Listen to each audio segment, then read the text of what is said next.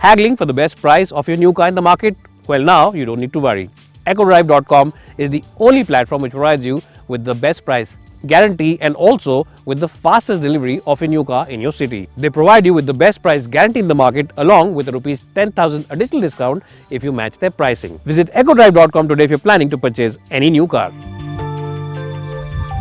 हाँ जी, अगर बात करते हैं इस गाड़ी की compare to the Vitara Brezza, तो अगर बात करें फीचर्स की तो इस गाड़ी में 2-3 फीचर्स एक्स्ट्रा आते हैं। आपको टायर प्रेशर मॉनिटर मिलते हैं, साथ ही आपको यहाँ पे सनरूफ मिलता है, मल्टीपल ड्राइविंग मोड्स मिलते हैं और एक फंक्शन है यहाँ पे एक्सप्रेस कूल जिसे कहते हैं। तो बटन दबाएंगे तो गाड़ी का एसी एकदम फुल ब्लास्ट पे चल पड़ेगा और शीशे भी नीचे हो जाते हैं। तो गर्मियों में अच्छा फीचर है। तो फीचर्स के लिहाज से थोड़ी सी आगे ज़रूर है ब्रेजा से। अगर हम बात करें क्वालिटी की तो दोनों गाड़ियों की क्वालिटी लगभग बराबरी पर ही है। प्लास्टिक क्वालिटीज़ के मामले में दोनों गाड़ियाँ बराबरी पर है। सीट कम्फर्ट के मामले में भी दोनों गाड़ियाँ लगभग बराबरी पर ही हैं और ओवरऑल स्पेस और न्यूट्रलिटी के मामले में भी दोनों गाड़ियाँ लगभग बराबरी पर ही। एम्बियंस की बात करें तो ये गाड़ी भी 2-2.5 साल पुरानी हो गई, लेकिन इसमें अब टाटा ने डिजिटल डिस्प्ले लगा दिया है और ब्रेजा भी करीब 3.5-4 साल पुरानी है, ऑलमोस्ट 5 साल पुरानी इनफैक्ट। तो अगर बात करें ओवरऑल लुक्स एंड फीचर्स की तो डेफिनेटली फीचर्स के मामले में गाड़ी आगे है। लुक्स तो खैर सब्जेक्टिव होते हैं तो आप डिसाइड कर सकते हैं, बट क्योंकि फीचर्स में आगे है तो हमें एक front end of the cabin को कौन सी गाड़ी को जीतना चाहिए, फ्रंट एंड के लिहाज से डेफिनेटली इस गाड़ी के पास एडवांटेज है। हाँ जी, मैं आ चुका हूँ अब Maruti Suzuki Vitara Brezza slash Toyota urban cruiser के कैबिन के अंदर। दोनों गाड़ियाँ सेम ही हैं बेसिकली, सिर्फ बैच का फ़र्क है। जब आप अंदर आएंगे दरवाज़ा बंद करेंगे, आवाज़ तो ठीक ठाक है लेकिन इतनी सॉलिड नहीं है जितनी कि नेक्सॉन में आती है। तो उस चीज़ से ये गाड़ी थोड़ी सी पीछे है। बिल्ड क्वालिटी अपने आप में ठीक है, but half a step behind the Nexon when it comes to that solid noise. इसकी सेफ्टी रेटिंग 4 स्टार की, उसकी 5 स्टार की है। अच्छी बात पहले कर लेते हैं गाड़ी की, कुछ तारीफ़ कर लेते हैं। सीट कंफर्ट बहुत बेहतरीन है, it's as good as the Tata Nexon. जो कुशनिंग है, ओवरऑल सपोर्ट है अंडर थाइज़ के लिए, बैक रेस्ट के लिए बहुत ही अच्छा है इसके अंदर। और अगर हम बात करें बटन्स की और स्विचेस की, सारे यहाँ पे इंडिकेटर के जो स्टॉक्स हैं या फिर जो एसी कंट्रोल्स के बटन्स हैं सारे काफ़ी अच्छे हैं। और बिल्ड क्वालिटी और प्लास्टिक क्वालिटी भी इस गाड़ी की काफ़ी अच्छी है। प्रैक्टिकलिटी में भी गाड़ी थोड़ी सी आगे है, उससे ज़्यादा गैप नहीं है लेकिन थोड़ी आगे, क्योंकि इसके अंदर 2 ग्लव बॉक्स मिलते हैं। ये वाला कूल्ड है और ये वाला भी डीप है। तो स्पेस के लिहाज से, सामान रखने के लिहाज से काफ़ी अच्छी गाड़ी है। फीचर्स की बात करें तो you get all the basic kit, you get the decent kit, you get automatic headlamps, you get cruise control, wireless charging for mobile phone तो नहीं है इसमें, लेकिन आपको इसमें ब्लूटूथ वगैरह मिल जाता है और साथ ही साथ एप्पल कारप्ले, एंड्रॉइड तो आता है।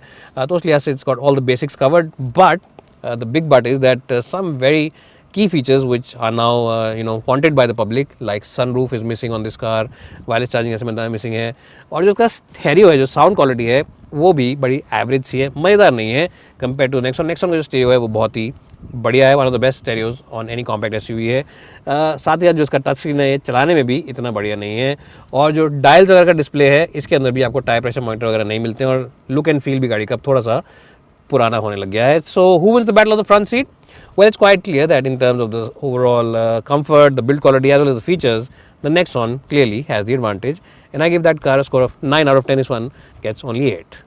अब चलते हैं बैक सीट में और देखते हैं कि सीट में कितना दम। अगर बात करें बैक सीट की तो दोनों ही गाड़ियाँ, ये और ब्रेजा, लगभग बराबरी पर ही है। बहुत मुश्किल है चूज़ करना कौन सी ज़्यादा बेहतर है। वो गाड़ी भी काफ़ी अच्छी है स्पेस के लिहाज से। ओवरऑल जो कुशनिंग है, जो गद्दे हैं सीट्स में, वो थोड़ा सा मुझे ऐसा लगा कि नेक्सॉन में ज़्यादा अच्छे हैं, लेकिन ब्रेजा ही पीछे नहीं है। चौड़ाई में भी दोनों गाड़ी लगभग बराबरी पर ही हैं। एसी वेंट्स आपको यहाँ मिलते हैं, जो एडवांटेज है। ब्रेजा में एसी वेंट्स नहीं आते हैं और इनका थ्रो भी ठीक ठाक है और सीट्स भी ज़्यादा उठी हुई आएगी, तो आप इनमें आराम से पैर फैला के बैठ सकते हैं। एक लेकिन जो बड़ा नेगेटिव मुझे लगा, जो आपको भी लगेगा जब इस गाड़ी में आप बैठेंगे, वो ये है कि जो इसका सी पिलर है, जो लास्ट वाला पिलर है, इसके अंदर कोई भी क्वार्टर ग्लास विंडो नहीं है। छोटी विंडो जो होती है, छोटा शीशा जो होता है, वो नहीं डाल रखा है। तो ये बड़ी अजीब सी बात है, क्योंकि और सब राइवल्स में आता है, ब्रेजा में भी आता है।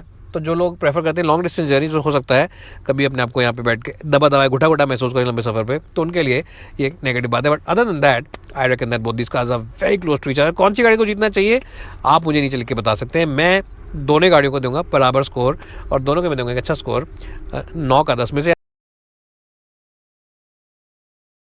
हाँ जी, हेड रूम हो कम और नी रूम हो तंग तो पीछे वाला बन जाता है मलंग, लेकिन ऐसी कोई दिक्कत आपको दोनों गाड़ियों में नहीं आएगी। नेक्सॉन में भी स्पेस अच्छा है और ब्रेजा अर्बन क्रूजर में भी स्पेस काफ़ी अच्छा खासा है। नी रूम की बात करें तो मैं 5 फुट 10 इंच का हूँ और आगे पोजीशन मैंने अपने हिसाब से एडजस्ट कर रखी है, तो 5 फुट 10 इंच या 5 11 का अगर आपका ड्राइवर है, स्पेस के वाले कोई दिक्कत नहीं है। सीट्स भी काफ़ी आरामदायक हैं, कंफर्टेबल हैं, कुशनिंग अच्छी है और लंबे लोगों के लिए भी अंडर साइड सपोर्ट काफ़ी अच्छा है। शीशे भी काफ़ी बड़े हैं पीछे के, तो इसलिए ऐसे कोई दिक्कत वाली बात नहीं है।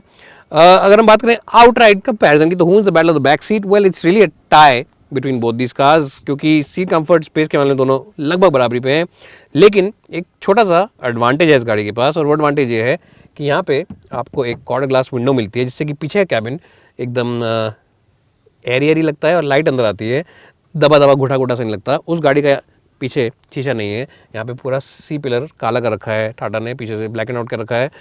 तो उस हिसाब से अगर आप पीछे लंबे सफर में बैठेंगे तो कभी कभी आपको क्लॉस्ट्रोफोबिक लग सकता है। लेकिन इस गाड़ी में एसी वेंट्स नहीं आते हैं, तो ये भी एक पॉइंट है, उस गाड़ी में आते हैं, बट ये कोई ज़्यादा इशू नहीं है, क्योंकि सामने वाले जो वेंट्स हैं काफ़ी अच्छी हवा पीछे तक फेंकते हैं। तो I think overall in the back seat department से tie, front end definitely Nexon is the advantage, but back में हम देंगे टाई। अब मैं आपको डिक्की नहीं दिखाऊंगा दोनों गाड़ियों की, इसकी डिक्की वॉल्यूम के हिसाब से थोड़ी सी कम है, लेकिन स्पेस और यूटिलाइजेशन के हिसाब से सामान आप लगभग बराबर रख सकते हैं। आई थिंक 18, 19, 20 लीटर्स का फ़र्क है, लेकिन उसमें इतना फ़र्क नहीं पड़ता है, क्योंकि स्पेस और ओवरऑल प्रैक्टिकलिटी के लिहाज से ये डिक्की भी ठीक है। विजुअल दिखाई दें आपको एक बाई, ताकि आप फिर ये ना बोलें कि आपने बायस करके दिखाया नहीं।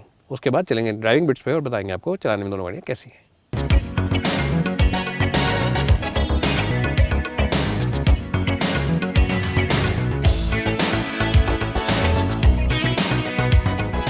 हाँ जी, तो मैं चला रहा हूँ अब टाटा की नेक्सॉन 2020।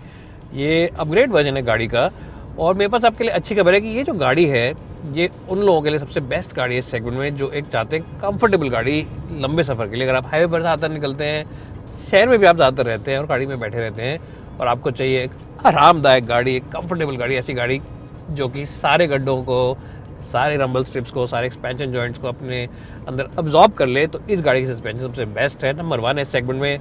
इससे बढ़िया गाड़ी आपको नहीं मिलेगी इस सेगमेंट में फॉर शेयर कंफर्ट। और अगर हम बात करते हैं कंफर्ट की, तो जो सस्पेंशन है इसकी, उसकी जो स्टेबिलिटी है, जो हाईवे के ऊपर गाड़ी चलती है तो एकदम दब कर चलती है, भारी गाड़ी ऐसा लगता है ये, और चिपक कर चलेगी। स्टेबिलिटी के मामले में बहुत बढ़िया गाड़ी है, कॉन्फिडेंस देगी आपको ये 100-110 पे भगाने के लिए। और चाहे आप पेट्रोल खरीदे, चाहे आप डीजल खरीदे, जौन सा भी आप वर्जन खरीदते हैं, आपको कोई भी इसमें शिकायत का मौका नहीं मिलेगा, कंफर्ट के लिहाज से, हाईवे पे स्टेबिलिटी के लिहाज से, और ओवरऑल राइड क्वालिटी के लिहाज से ये जो गाड़ी है ये नंबर 1 है। मजबूत तो है ही, साथ ही साथ ये आपको सेफ भी लगेगी।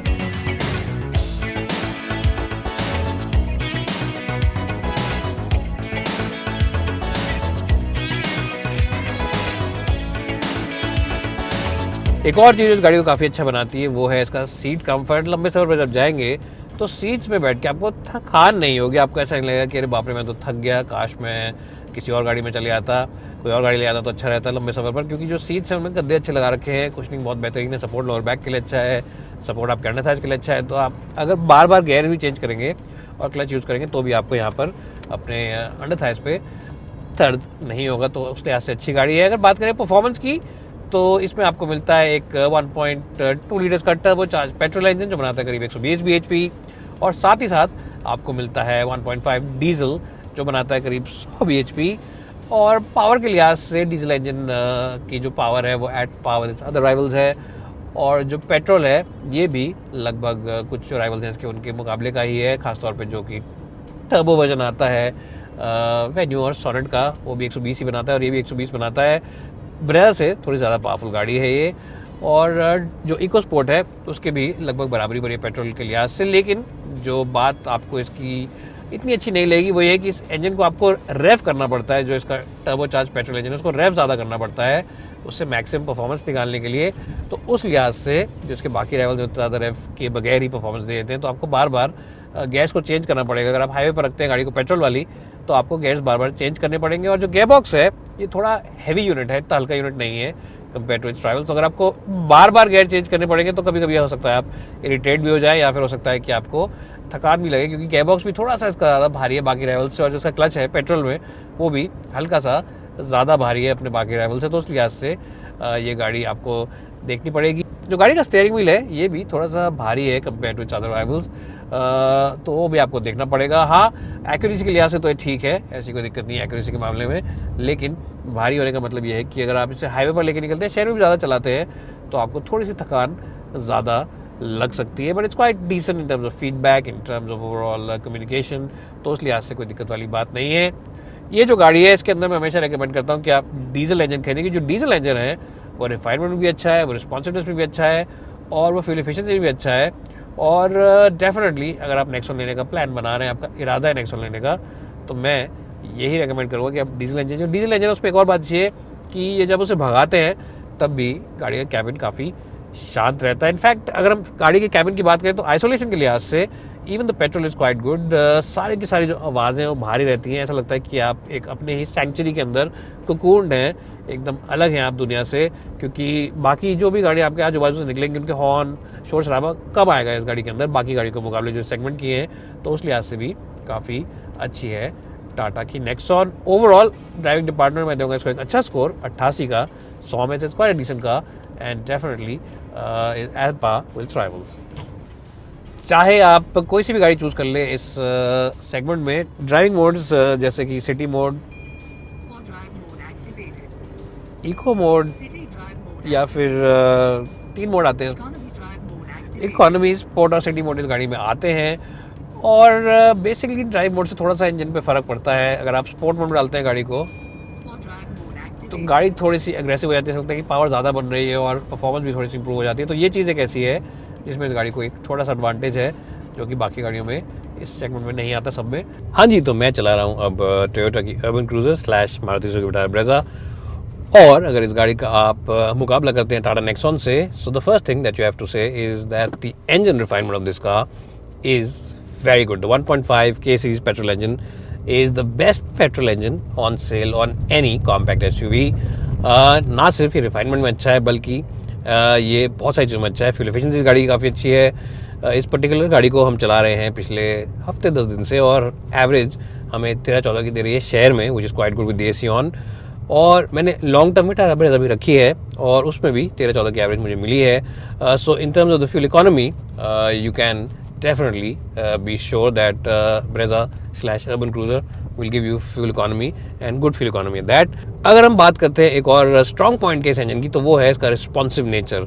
टाटा नेक्सॉन का जो इंजन है वो टर्बो चार्ज इंजन है, 1.2 है सिर्फ, ये बड़ा इंजन है, 1.5 नेचुरली एस्पिरेटेड, नो टर्बो। इसको इसलिए रिस्पॉन्सिव बनने में ज़्यादा वक्त नहीं लगता। इट्स वेरी रिस्पॉन्सिव इंजन और बहुत ही फ्री ड्राइविंग इंजन है ये। जितना आप इसको खींचेंगे उतना जाएगा। 6500 की इसकी RPM रेड लाइन है और ये आराम से वहाँ तक खींचता है, कोई भी परेशानी नहीं करता, कोई भी दिक्कत नहीं करता। So in that sense also it's quite nice car. और रिफाइनमेंट के साथ साथ, रिस्पॉन्सिवनेस के साथ साथ, फ्यूल इकोनॉमी के साथ साथ एक और बात जो इस गाड़ी काफ़ी अच्छी है वो ये है कि चलाने में बहुत ही आलीशान गाड़ी है ये। मज़ा आ जाएगा आपको चला के इस गाड़ी को, क्योंकि स्टीयरिंग व्हील का फीडबैक काफ़ी अच्छा है, इनपुट काफ़ी अच्छा है, स्टेबिलिटी के मामले में, सस्पेंशन के मामले में गाड़ी काफ़ी अच्छी है, और साथ ही साथ गाड़ी काफ़ी अच्छी है इन terms of the cushioning of the suspension. जो इसकी सस्पेंशन है सारे बम्स, पॉट होल्स वगैरह को अच्छे से अब्जॉर्व कर लेती है। हाँ, टाटा नेक्सॉन थोड़ी सी आधा पौना कदम अभी भी आगे से सस्पेंशन कंफर्ट के मामले में, खासतौर पे हाई स्पीड पर, लेकिन ये गाड़ी बुरी नहीं है। लेकिन नेक्सॉन इस गाड़ी के स्टीयरिंग व्हील का मुकाबला नहीं कर सकती और इसके चैसी का मुकाबला नहीं कर सकती। जो चैसी है इस गाड़ी का वो बहुत ही ज़्यादा एजाइल चैसी है, स्पोर्टी चैसी है। ऐसा लगेगा नहीं आपको कि आप एक SUV चला रहे हैं, कॉम्पैक्ट SUV चला रहे हैं, ऐसा लगेगा कि आप एक हैचबैक चला रहे हैं जो थोड़ी सी उठा दी गई है। चलाने में तो नो डाउट कि overall it is a better car to drive, better for keener drivers, better for sporty people, and better for anyone who enjoys driving this car himself. एक और बात जो मुझे इस गाड़ी की बहुत अच्छी लगी वो इसका स्टीयरिंग व्हील हल्का है, और हल्का होने के साथ साथ बहुत ही लीनियर है। ऐसा नहीं है कि कभी एकदम से लगता है कि बहुत हल्का और कभी लगता है कि भारी है। तो उस चीज़ में it's a very nice steering wheel, very responsive steering wheel, and overall pretty good steering wheel. आप इस गाड़ी को जब चलाएंगे तो आपको इस गाड़ी को चला के अच्छा लगेगा, पॉजिटिव फीलिंग आएगी। अगर हम बात करते हैं ओवरऑल गेयरबॉक्स की, तो इसके अंदर आपको 5 स्पीड का मैनुअल गेयरबॉक्स मिलता है, and again the gearbox is much better to use compare to the Tata Nexon. Smooth है, क्लच एक्शन लाइट है इसका पेट्रोल में, और साथ ही साथ इस गाड़ी में आपको कभी भी गलत गियर नहीं लगेगा। कभी 5th डालोगे तो गलती से 3rd नहीं लग जाएगा, कभी 4th डालोगे गलती से 2nd नहीं लग जाएगा, वैसा कुछ नहीं होगा। बिल्कुल ही एक्यूरेट गेयरबॉक्स है, और जैसे मैंने कहा स्मूथ है, और शिफ्ट भी इसके काफ़ी हल्के हैं, मेहनत नहीं करनी पड़ेगी, कसरत नहीं करनी पड़ेगी। तो गेयरबॉक्स भी आगे। और दूसरा जो गेयरबॉक्स है वो है ऑटोमेटिक गेयरबॉक्स।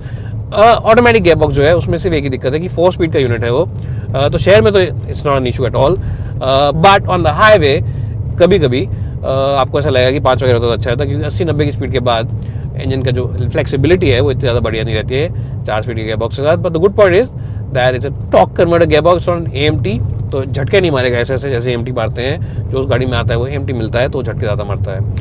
ओवरऑल अगर हम बात लंबी ना खींचे, छोटी बात करना चाहें तो बात साफ सीधी सी है, और बात सिर्फ ये है कि the Maruti Suzuki Vitara Brezza has the advantage in the driving department, fuel economy department, and definitely in the driver engagement department.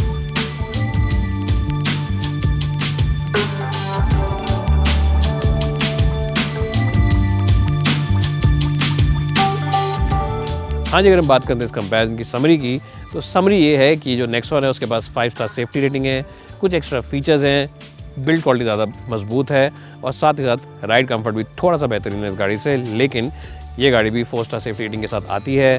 Space के मामले में दोनों गाड़ियाँ बराबरी पर हैं, कंफर्ट भी इस गाड़ी का कोई पीछे नहीं है, और साथ ही साथ इस गाड़ी में आपको फीचर्स भले ही 2-4 कम मिलते हो, लेकिन बेसिक सारे मिल जाते हैं। Automatic climate control, cruise control, साथ ही साथ आपको मिलती है automatic headlamps, which are good features in their own right. But the big trump card that this car has is of course the fact that you get a 1.5 petrol engine, which is fantastic to drive. It offers you great refinement, great responsiveness, very fuel efficient, और चलाने में इस गाड़ी को आपको मज़ा आ जाएगा, आपका दिल खुश हो जाएगा।